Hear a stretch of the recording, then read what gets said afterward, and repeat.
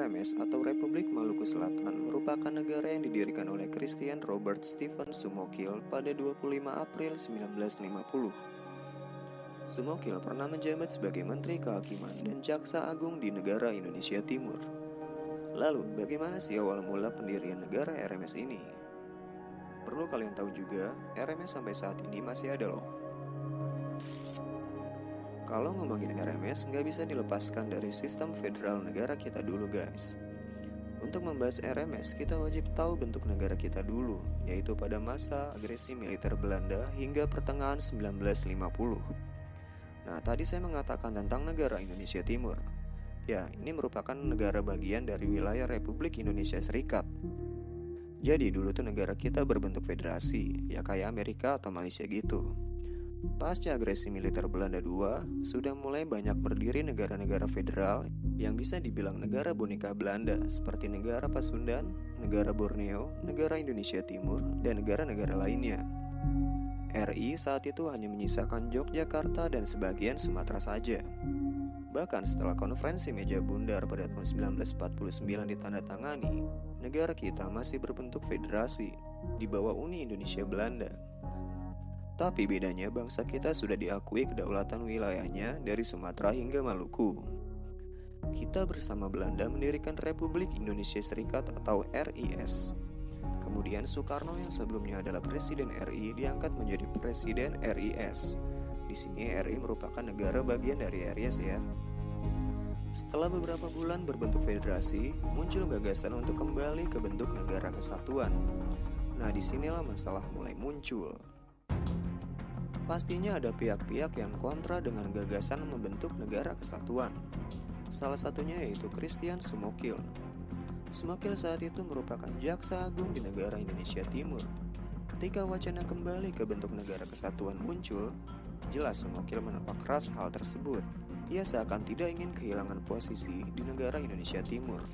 Ia ingin NIT tetap berdiri. Ia tak ingin Angkatan Perang Republik Indonesia Serikat atau APRIS dari Pulau Jawa masuk ke wilayah NIT. Sumokil adalah orang di balik gerakan Andi Aziz yang meletus di Makassar pada 5 April 1950. Setelah pemberontakan Andi Aziz dan pasukan bekas KNIL dinilai gagal, ia lantas terbang ke Ambon menggunakan pesawat militer Belanda. Ia tiba di Ambon pada 13 April 1950. Saat itu kota Ambon dikuasai oleh bekas pasukan KNIL. Nah, kalau kalian nggak tahu KNIL itu apa, KNIL merupakan kepanjangan dari Koninklijke Nederlands Indische Leger atau Tentara Kerajaan Hindia Belanda. Pasca KMB, otomatis KNIL dibubarkan. Dan kemudian APRIS atau Angkatan Perang Republik Indonesia Serikatlah yang menaungi keamanan negara. Banyak juga mantan anggota KNIL yang bergabung dengan APRIS. Namun banyak pula yang menolak bergabung dengan APRIS. Mereka melakukan penolakan keras ketika APRIS masuk ke NIT. Melihat banyaknya pasukan yang sepaham dengannya dan juga ribuan warga Ambon yang berkeinginan mendirikan negara baru, akhirnya Sumokil bersama orang-orang lokal Ambon segera mendirikan negara baru. Saat itu, Johannes Manuhutu yang menjabat sebagai kepala daerah Maluku Selatan didesak untuk segera memproklamirkan berdirinya negara Republik Maluku Selatan. Di bawah tekanan pasukan-pasukan bekas KNIL, Manuhutu kemudian memproklamirkan berdirinya Republik Maluku Selatan pada 25 April 1950. Memenuhi kemauan yang sungguh, tuntutan dan desakan rakyat Maluku Selatan, maka dengan ini kami proklamirkan kemerdekaan Republik Maluku Selatan, de facto dan de jure, yang berbentuk republik, lepas daripada segala perhubungan ketatanegaraan negara Indonesia Timur dan RIS, ucap Manuhutu sebagai proklamator. Kemudian Manuhutu diangkat menjadi presiden pertama RMS. Lalu bagaimana dengan Sumokil? Apa jabatannya? Saat itu Sumokil belum memiliki pengaruh yang kuat di Ambon, tak sekuat Manuhutu. Ia kemudian menjabat sebagai Menteri Luar Negeri RMS. Johannes Manuhutu hanya menjadi presiden selama 14 hari saja, terhitung hingga 3 Mei 1950. Kemudian ia mengucap sumpah kembali setia kepada Ibu Pertiwi.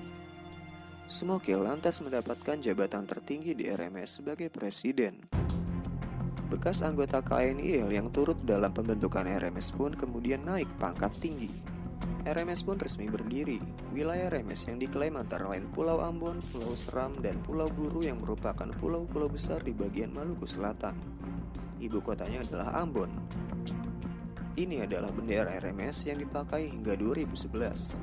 Setelah tahun 2011, RMS memiliki bendera yang didominasi warna merah dan strip biru putih hijau di kiri bendera. Lambang RMS menampilkan burung merpati putih Maluku bernama Pombo.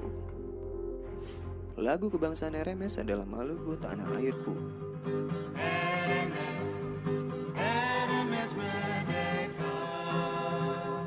Berdirinya negara RMS tak semerta-merta berjalan mulus. Pejabat-pejabat RMS sadar bahwa mereka akan ditentang habis-habisan oleh nasionalis kaum republik, dan yang ditakutkan adalah serangan dari tentara APRIS yang akan menghancurkan gerakan-gerakan separatis. RMS pun memperkuat pasukannya. Bekas sersan tentara KNIL diangkat menjadi panglima angkatan perang RMS, seperti Dance Samson, Thomas Nusi, Sopakua, dan lain-lainnya. Ratusan bekas anggota KNIL dengan dibantu ribuan pemuda bersenjata tombak dan panah kemudian menjadi kekuatan inti militer RMS. Dengan semakin kuatnya militer RMS, wajar saja jika mereka cukup disegani oleh APRIS atau TNI. Hal ini cukup membuat Presiden Soekarno pusing, dikarenakan darah saudara sebangsa mungkin akan berjatuhan karena konflik kepentingan. Untuk mengatasi separatisme di Maluku, Presiden Soekarno mengambil langkah diplomasi damai dengan mengirim tim yang diketuai oleh putra daerah Maluku yaitu Johannes Leimena. Namun, upaya mediasi gagal. Sumokil dan pengikut-pengikutnya menolak ajakan persatuan tersebut. Jalan damai dirasa buntu. Presiden Soekarno selaku panglima tertinggi mau tak mau harus menindak tegas Sumokil CS dengan menerjunkan pasukan TNI. Lalu bagaimanakah nasib keris Sumokil?